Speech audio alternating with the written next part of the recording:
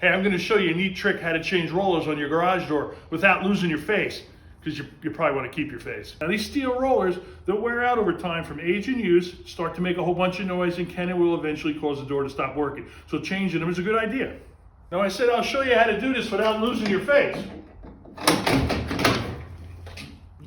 Not your face, not my face. Now I had a customer one time decide he was going to change his own rollers, and what he didn't know was this bottom bracket is under tremendous tension from the spring, and well, once he got it off, it flew up. No more pretty face. Now you may think we have to take all the hinges off to get the rollers out, but we in the industry have a much better way of doing it. Let me show you how. What I'm going to do is I'm going to make a little bend in the track. It's going to allow me to get my rollers out, and this allows me to get the roller out and the new one in.